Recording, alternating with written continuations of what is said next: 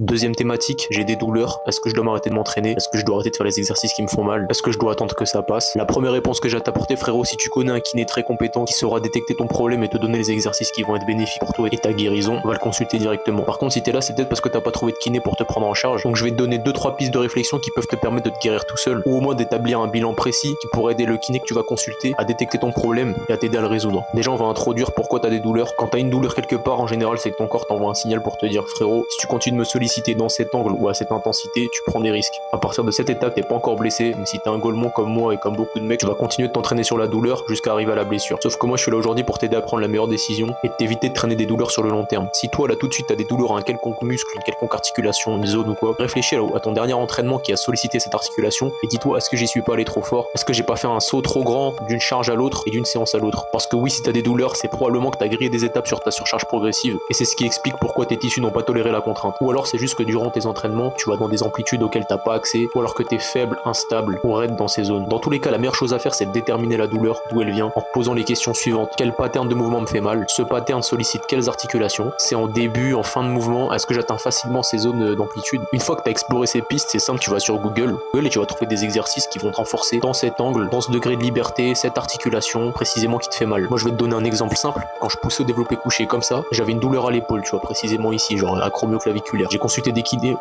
et des professionnels de santé. Ils m'ont dit, faut faire des injections de corticoïdes, faut arrêter le développé couché, etc. Ils m'ont jamais recommandé de faire des exercices, tu vois. C'est pour te dire que consulter un kiné, c'est bien, mais des fois, ça va pas t'aider. Faut vraiment trouver le bon. Alors que mon problème, il était tout simple, les gars, je vais vous expliquer en live. Quand tu prends ta barre comme ça, ton épaule a besoin de faire une rotation interne, tu vois. Si t'as pas d'amplitude en rotation interne, et bah, tu peux avoir des douleurs, si tu manques de force, de mobilité. Donc, tout bêtement, frérot, moi, je suis allé sur Google, j'ai écrit travailler sa rotation interne d'épaule. J'ai trouvé des exercices pour gagner en amplitude et en force ici. Et j'ai pu faire du développé couché sans douleur après ça, tu vois. Donc, pour résumer le truc, tu cherches le pattern de mouvement qui te fait mal. T'essaies de déterminer si c'est un manque de force, d'amplitude, d'instabilité. Toi, t'as détecté quel exercice te faisait mal en fin ou début d'amplitude. Donc maintenant, t'as plus qu'à trouver les exercices qui te conviennent. Dans le meilleur des cas, tu trouves ce qui te convient, ça te guérit et tu peux te renforcer sur le long terme et ne plus jamais te blesser sur les exercices qui t'ont fait mal. Dans le pire des cas, t'as établi un diagnostic assez précis et t'as plus qu'à consulter un kiné en lui disant j'ai mal exactement quand je fais ça, dans tel mouvement, dans telle zone, dans tel angle, etc. Et lui, normalement, logiquement, il saura te donner des exercices qui peuvent te permettre de te renforcer. À savoir aussi que sur internet, pour toutes les articulations, il y a des tests pour savoir si t'es fort ou mobile avec cette articulation. Pareil, t'as mal à l'épaule sur un développé couché, fais tes tests,